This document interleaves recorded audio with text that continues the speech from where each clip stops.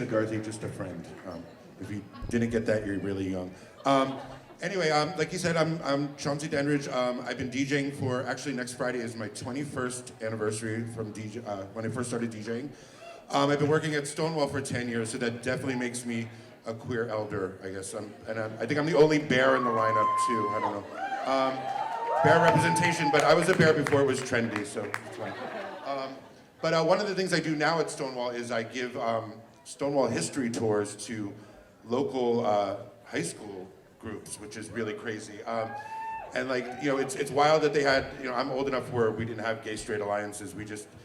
The only gay-straight alliance you had was checking out penises in the locker room, you know what I mean?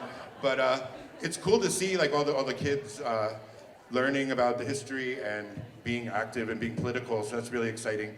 But one of the things I do is I tell a story about when the riots happened and all that, and it was such a different world, and it's hard for them to acknowledge it because, you know, everyone's on their cell phone. You can find all this information in minutes. But back then, if you were caught wearing less than 3 items of clothing that matched your gender, you would be arrested. So pretty much everyone in this room would be in jail, I would imagine.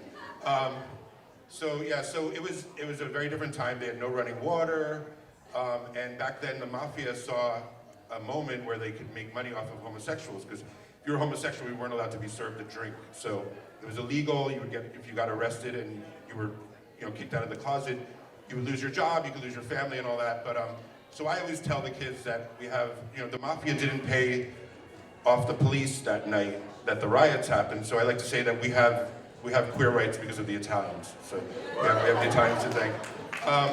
Another thing that there's a lot of misconceptions. A lot of people think that, you know, everyone says that they were there the night of. You know, I've met people over the years. You would think that Stonewall was like a mile long because there's thousands of people that say they were there that night.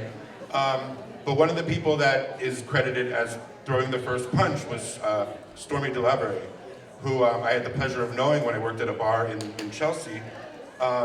She would adopt us as her kids, and she loved her Absolute on the rocks, and she lived in the Chelsea Hotel, so if she had her third Absolute on the rocks, I usually had to walk her home. So that was always kind of a fun thing. But the craziest moment was, you know, she always would tell us that, you know, she had our back. She was in her 80s back then, and she showed me one day. She's like, "Come here, Chauncey," and she pulled up the bottom of her pants, and she had a gun.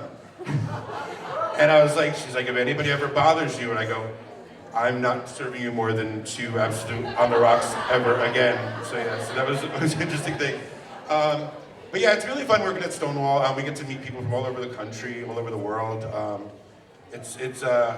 You kind of forget that you work at that bar, and then when you see the look on people's faces when they come here and they visit, it's just really like, it's kind of like a mecca, you know. So it's pretty cool to be part of the staff there. But aside from that, you know, it was a very crazy night. A lot of people say that, you know, Judy Garland dying was the reason that the gays are so mad, and you know, it probably contributed to it. But I mean, I think, you know, it was just people were fed up, and you know, a lot of other things happened. But Stonewall was the one that got the most press, got the most newspaper headlines. So people that live in the Midwest were able to realize that they weren't alone. So it's pretty awesome.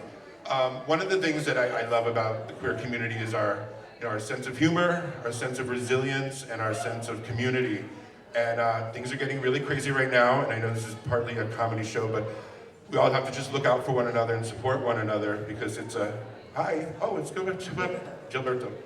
I always say his name wrong, Gilberto. But I just want to, you know, we all have to look out for each other and be there for one another, and just be as queer as possible. Right? So, thank you. Probably took less than 8 minutes, but.